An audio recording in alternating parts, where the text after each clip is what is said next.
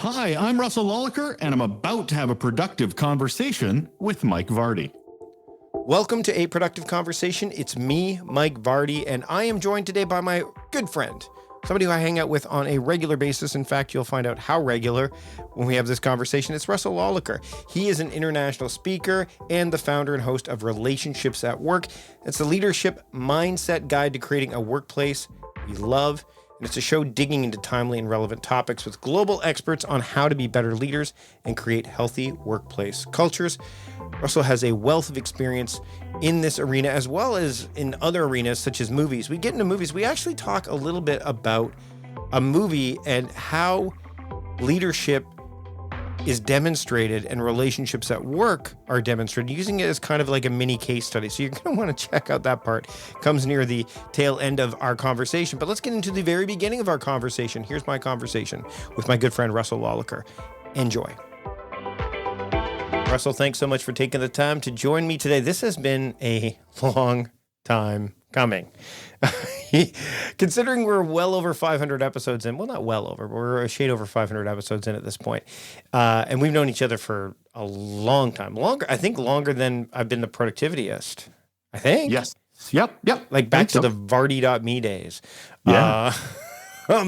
So for those, I mean, you've spoken at the Big Ready twice, both in person and virtually. So for those that are unfamiliar with you, share a little bit about yourself right off the top. Sure. Hi, Mike. Sure. Sure. So my name is Russel Lolacher. I am the creator of Relationships at Work, which is a focus on helping leaders shift their mindset to fix the workplace and the impact they have on workplace culture. I've been in the leadership and communication space for about 2 decades now. I don't like increasing that number because it just makes me sound older than I like to admit to the rest of the world. I've worked in the private sector. I've worked in the public sector. I've had the pleasure speaking at multiple events, including yours. I was graciously invited to speak. That's me, man. My passion is to treat people better. That's my passion. So it's interesting because one of the things that we've talked about, you've actually, we get together every Sunday, Russell and I, for those that are, that you want to see behind the scenes. So every Sunday we have a weekly working session where we plan. Sometimes we plan more than in other times. Example, we're recording this the day I normally only record on Wednesdays. But today we actually are recording on a Sunday, and literally we talked about Oppenheimer and a bunch of other stuff for about 30 to 40 minutes before we actually get into the gear. So we didn't actually have to do any warm up before our chat today. We already are kind of familiar with each other. But one thing that I have to say is when we've had those sessions, we share a lot of, insights. And one of the things that you shared with me that I was unaware of is the idea that the term soft skills is no longer in vogue. And the interesting thing for me is that when I was working at Costco, that was one thing that they said you've got all the hard skills in the world for this role, but you need to work on your soft skills. So first off, there may be you may have to kind of couch this with what were soft skills. What's some of the nomenclature we're seeing now that kind of helps improve, not only the discourse going on about these kind of skill sets, but also, frankly, improves the relationships at work as a whole? Yeah, I mean, soft skills has been around forever. And I think it was originally brought up because it was just in response to, quote unquote, as you mentioned, hard skills, the skills to do the job. And then these soft skills were the human-centered part of it.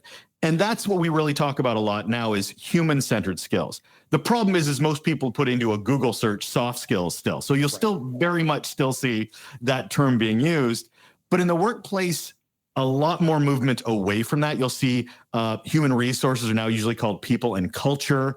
That's where they're trying to get away from this whole different way of speaking.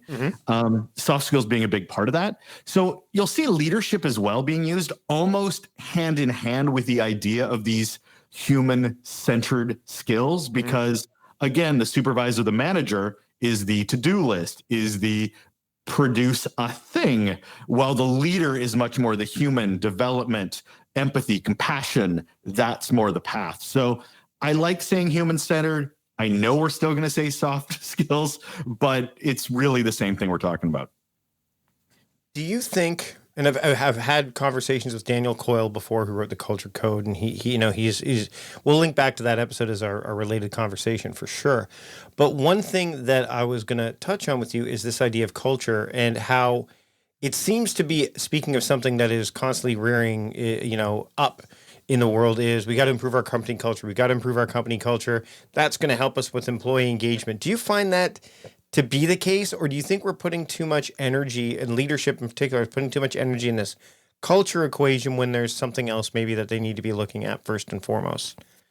Well, it's yes and no, actually, is the answer to that. Because truthfully, I've heard that from a lot of people. We need to fix our culture. We need to craft our culture. I've heard that from executives. And yet 9 times out of 10, they don't realize that they already have a culture. They probably have 10,000 subcultures that are going in defense or in, relation to the culture they think they have. Most executives that say words like that are more out of touch with what's actually happening with their organization than they should be. And I think if a lot of leaders, culture is by far the lifeblood of an organization. It's what people get up and look forward to doing every day. Not the work necessarily, but also the people that is around them, the people they get to interact with, the cultural norms, what's accepted, what's not accepted. And I say that people are excited to do this, but let's be honest, it could also be horrific too. Right. Cultures are horrible for a lot of organizations too. And I was even having a discussion today with someone on LinkedIn, and they were talking about how people don't leave companies, they leave bad bosses. And I'm like, actually, that's not true. They leave cultures that allow for bad bosses. Right. Because you can have a bad boss and that person gets fixed, addressed, reprimanded. You as an employee were like, oh, that's the kind of culture we have. We have a culture that doesn't allow bad behavior. Unfortunately, that doesn't happen very often, and that's what employees leave, is that kind of culture. So in a nutshell, culture absolutely is essential. Unfortunately, most organizations think from the top down they need to craft something without actually having any situational awareness of what already is. Well, and speaking of situational awareness, do you think that when it comes to building and fostering and nurturing relationships at work, that there is this preconceived notion or this kind of drive to find quick fixes or hack it, for because you know how I feel about life hacks, but hack it rather than, spend the concerted time and effort and energy to actually cultivate those relationships? Are you finding that that's something that, and this may be a loaded question, so if you need to take in another direction, absolutely. But do you find that that's something that's happening? And if so, how does one kind of circumvent that? Absolutely, freaking lootly. How many times do you do a presentation where they're like, what are your takeaways? What are your quick takeaways? And that's always BS, because at the end of the day, it's about mind shift. It's about mindset. And unfortunately, most, and I'll put air quotes, leaders are trying quick fixes, and it's not their fault. They're in 170 meetings throughout the day. So they're looking for quick little to-do list. Oh, if I just do these 3 things, then I'll have a great culture. When really those relationships are built over time. This is always boggles my mind, is that we treat work like it's different than life. So that once you go through these doors or you turn on this monitor, suddenly how we interact with people, how we build trust, how we build relationships is somehow different than we do with our friends and family. When the ingredients are exactly the same thing: consistency, availability, honesty. And a lot of leaders, again with the air quotes, don't understand that this is intentional time rather than being some commodity that jumps from meeting to meeting to meeting. They have to be intentional and understand it's a long game, not a quick fix. As in all our relationships in life, at work is no different. So where do you start? Like, where does a leader start if they recognize this? Because I would think that a leader would want this to happen. I mean, a good leader would want this would want the relationships at work to work, and not just, have them be, frenetic or hodgepodge, like something that not only can happen with one a particular employee, but like everybody on the team. So where do you start? You start with yourself more than anything else. I like to actually pull it back even further and understand that there are three ways of looking at everything in an organization, especially as a leader when you're looking to build those relationships. Looking at it from the air, the land, and the sea, to use a metaphor. Sure. So from the air is understanding there's an environment that you have no control over, absolutely none. When that person goes home, they're dealing with financial issues, family issues, sickness, trauma. Just there's so many things that happen that impact the world that we work in. So understanding that that is a part that where you're going to have to show some empathy and compassion, regardless of the fact that you have any say, is a big first step, is that awareness. Then understanding situational awareness, which we just talked about, is that what is the existing culture? What's your awareness of that existing culture? What is your footprint on a day-to-day basis to the existing culture? And then back is the sea level, which I like to look under. The metaphor works, Mike. The Sure. metaphor No, works. I get it. I like it. The underneath, the layers below. Go surface. below the surface, looking at yourself and understanding self-awareness. I always say the biggest superpowers you have is situational and self-awareness. And if you can understand who shows up, how you react in any given situation, how you react to feedback, how you react to truth to power, how you react when things don't go your way, it's really important to understand that. So I think to answer your question of where do you start, you start with yourself and understand your ecosystem in the world of work, because you have to understand what you're bringing to the table before you can understand the world around you. So again, let's dovetail from that into obviously people who are running organizations, large or small. You know, time is a crunch, right? We know that. We know that and the thing is this to me feels like a qualitative element more than a quantitative one. I'm not saying that it won't have quantitative dividends, but it's not apparent up front, right? Like we hear about, you hear about retention rates, but sure, but that one really, really good person left. So that number is skewed, because if you've got somebody that's kicking butt and they leave, they shouldn't represent that just single number, because obviously there's a domino effect. So for somebody who wants to start to, again, look inward, figure this stuff out, but they also have to deal with all of the quantitative data points and everything else that's going on. How do they make time for that? Again, we go back to the word of intention. So I had, in one organization I worked in, I had the highest retention rate across the entire organization. 12 years, I had the exact same team. And the reasons I had that was because I made it about them. I did a few things. One, I booked time with them, half hour. The frequency was really based on them. So it was a half an hour of their time. And I just shut up and asked questions. I just got super curious. And in that half an hour, it could be about professional development. It could be about their home life. It could be about a business area that they're having some difficulties with. It could be about the work itself. Hell, it could be about absolutely anything, but it is their decision and their time. Right. And whether it goes to 30 minutes or 5 minutes, it doesn't matter. I'm just there to be a support, a friend, a guide. I tried to cancel these every once in a while because I was like, do they really? I got my head ripped off a few times. They loved them because it made them build a connection with me, as well as helped me better understand them. And the innovation that came out of that, the creativity that came out of that, because I was understanding them as a person and allowing them that space to be their whole selves, they certainly brought that into their work in day to day, but that was just our own time to do that in. So if anything, is book and block the time, because if you're choosing to go to your 17th meeting over choosing to sit down with your team and your staff, you're not a leader. Right. Well, and I think also it allows you to see the nuances of that relationship over time, because and I can't tell you how many times, and I use this as an example a lot when I'm working with leaders or managers, and those aren't always the same. You can be a manager and not necessarily a leader.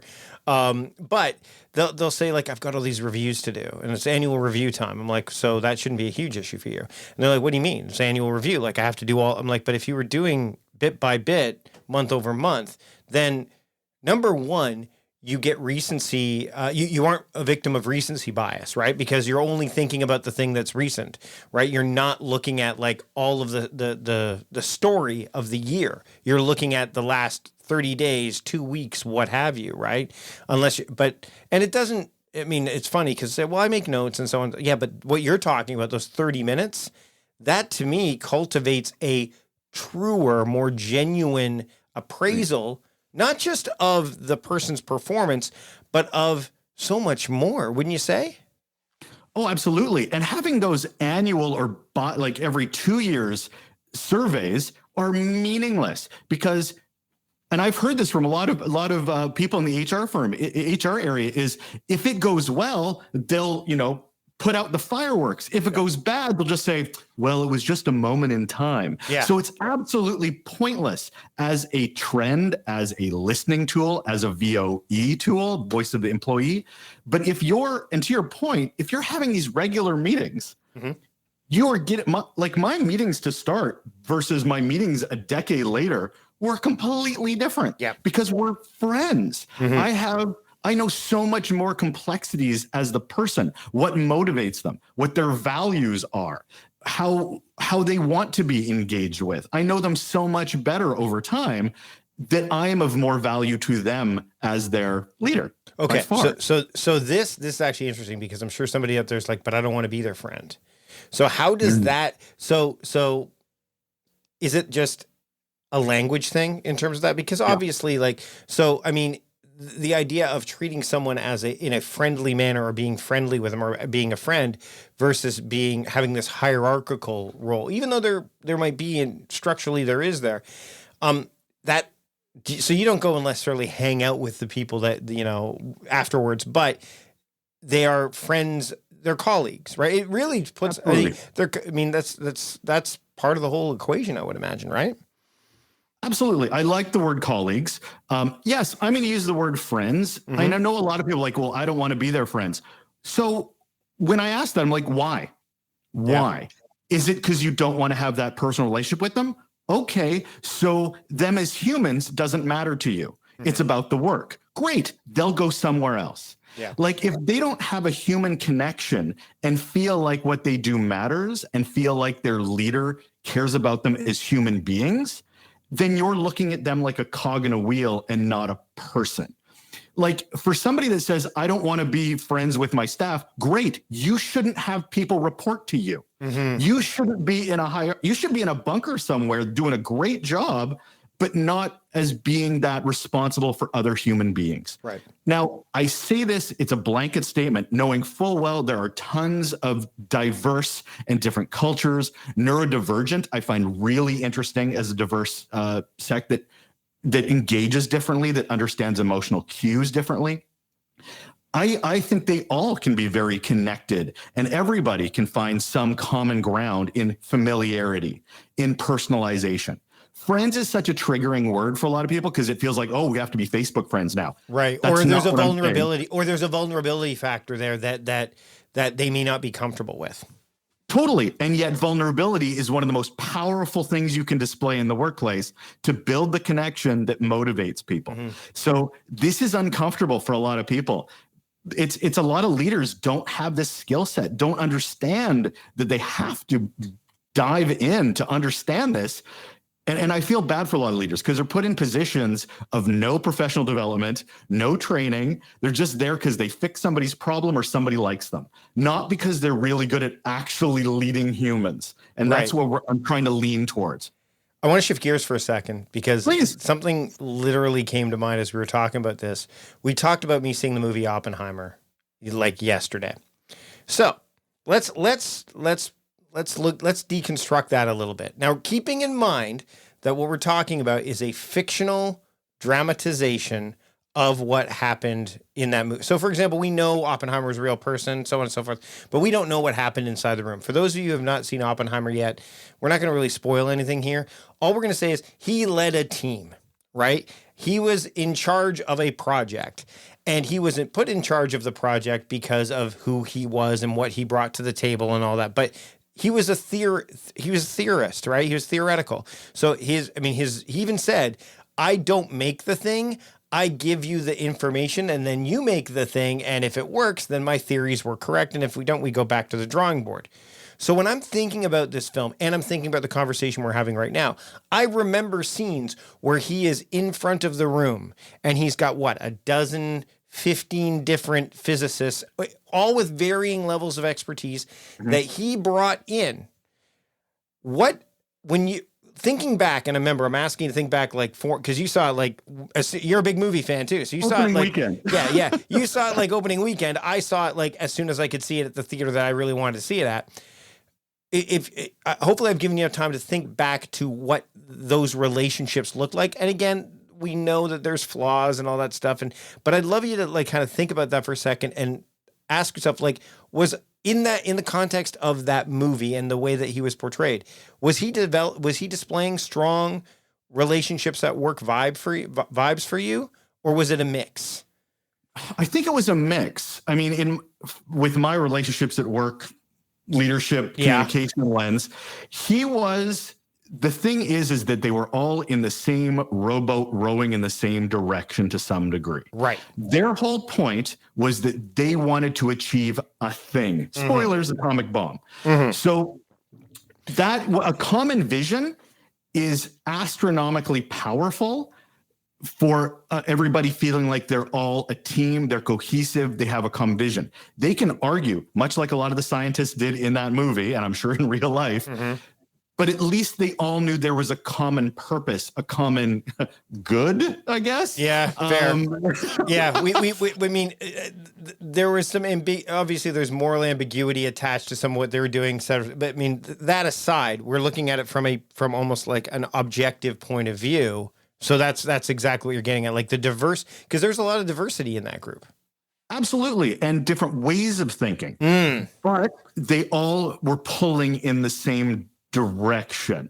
Obviously a bit more drama for the sake of a movie. Sure. But they all had a vision of solving a problem to beat another country in that success. There was competitiveness. There was achievement of brilliance. So I think the relationship there was, and I love this example because I've heard it over and over again, is stop talking about the workplace as a family, start looking them like a sports team. Right. That came up in, yes, it was Netflix, the Netflix idea, right? We're not a family, we're a sports team. Some of us we have some star players, but there's a lot of us that are just, we'll definitely link because I talked to, oh my goodness, it's escaping me right now, but there's an episode where this came up. I'll make sure to link to it in the show notes. And you need people to be the top performers, but you also need those people that are just keeping the machine running, that are, so I think there were relationships. They were certainly a different type of people. I can't even begin to understand being brilliant at that level. Sure. But there were relationships absolutely there. All right, let's continue to go down this rabbit hole a bit with a different film though, because I know you're into, can you think of, no, but seriously, can you think of a film where you're that person that's leading this team or leading this, whatever this initiative, they are exhibiting the kind of traits that we need to see more with their team? Because you and I've had conversations about customer relationships, right? How to be making sure that we're taking care of the customer and so on and so forth. That's all well and good, but this is an area that I know you're focusing on because it's an area that needs work. Right. Yeah. So can you, and if you can't, that's fine. But can you think of an example of one where you're this is a good example of, what I'm trying to say, what I share and what I teach in action? Oh man, no, I can't think of anything. Not at the top of my freaking head. I mean, immediately I'm thinking of any sports movie ever. Right. In the team, Hoosiers. Sure. Except, Dennis Hopper having his own emotional struggles in that movie. But I think really it's about respecting everybody and understanding the value of what they're bringing to the table. And I mean, that was one of the key factors of my success in retention, was that it wasn't just personalizing it and understanding people. It was also connecting the work that they did had genuine beneficial value to those that they were helping, they were serving, the connective tissue of it all. And, and I see that, I mean, pick a movie. I mean, as much as I'm a movie nerd, I'm I don't know, Mike. I didn't do my research. So the reason I ask this is because, when I see a film or a movie, and I think this has a lot to do with the fact that, and I've talked about this before, having done comedy and stuff, there's always that in the back of my mind. So whenever I'm watching something, it does somehow connect to whatever my vocation or calling is right now. So that's why I'm able to write a, piece about the Royal Rumble and why 2 minutes isn't really 2 minutes, right? You know what I mean? Who's going to think about that? But that's the creative aspect. But let's circle back to something I mentioned, which is, which I think is worth diving into a bit more, is why are organizations so much more focused on making sure the relationship with the customer is so strong, as opposed to making sure that the relationship with the employees is strong? I wouldn't say that one is more I don't think one is more important than the other, but certainly it seems to me that one definitely has precedence over the other. And is that, number one, fair? Is that appropriate? And either way, is it something that, how do you address it? It's funny. There is so many different theories around this, but the default is customer equal money. Yeah. Period. Employee equals cost center. Yes. That's generally what has always been. My pivot, as you mentioned, I used to be in the customer service realm. That's very much where I focused all my attention, my brand, everything. And I'm at a conference in 2018 in San Francisco speaking, and I thought I'd ask around at this customer service conference about employees. And the glazed looks I got were just sort of oh, right, we should do something with those people too. They were just...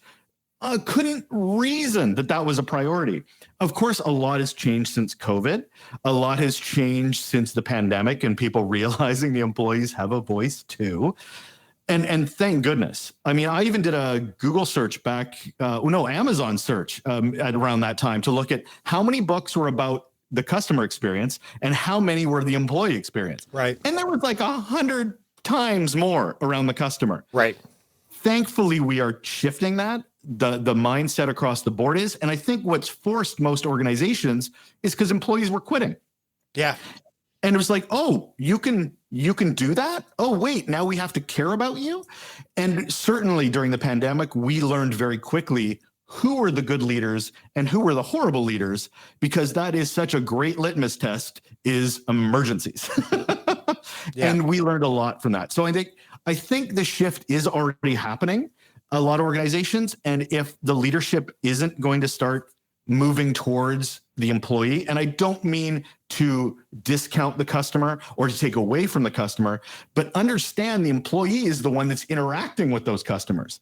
They're the ones that are the ambassador, the advocate of the organization and the brand. And if they don't feel part of something, valued, feeling like a human that is valued, then they're not going to bring their best selves, their best sales self, their best customer service rep self. We're human beings. So of course you have to treat us as such so we can do our jobs better. Before we wrap up, Sure. I want to make sure that we give the listener out there, and we have more than one, but I'm talking to you, the listener, right now. We have three, all three of you. What's one productive action that somebody can take today that will help get them that much closer to improving their relationships at work? And we'll look at this from the leadership standpoint. That way they can walk away and go, okay, I'm going to start this, for us, it'd be tomorrow because tomorrow's Monday. But, whenever you're listening to this, this is when you can take this and run with it. Block off 15 minutes and have a chat with a team member that has nothing to do with work. Talk to them like a person, hear how their day went, what they're looking forward to, just as a person, not about work, but as a person that shows up that you're responsible for. 15 minutes in a calendar, and be precious about it. All right. Well, there you go. That's your assignment, everybody. Thanks so much, Russell, for being here today. It's been, like I said, it's been a long time. Where can people keep up with the work that you're doing? I know you got the podcast, which I definitely want you to share, but where else can people learn more about what you're doing and keep connected? And the amazing Mike Varney was a guest, and we talked about time and the employee sense, leadership sense. This is true. Yeah. Relationshipsatwork.ca. You can find my website. You can find me on Instagram, TikTok, my newsletter. It's all available. LinkedIn, especially. Spend a lot of time on LinkedIn. Please, let's talk leadership. Let's talk employee engagement. I do love talking about it. Thanks for having a productive conversation with me today, my friend. My pleasure, sir. See you Sunday. Thanks to Russell for taking the time to join me on this episode. You can find all of the relevant show notes, including related podcast conversations, related blog posts, all that fun stuff at productivityist.com/podcast 504. That's it for this episode. I would love to see you back for the next episode and the next one and the next one. So don't forget to subscribe to the show wherever you get your podcasts and rate and review the podcast. That way we know that you were here, and we know what we can improve upon and what you liked. We want to also know what you like to purchase, what you like to check out, and you can support the show by checking out the sponsors you heard during our conversation today. Head to productivityist.com/podcast sponsors to check them out, and that way they know that we sent you to them. Again, that's it for this episode. Thanks so much for taking the time to join me today. I know your time is precious, so I really appreciate it. And until next time, I'm Mike Vardy, the host of A Productive Conversation, reminding you to stop doing productive and start being productive. See you later.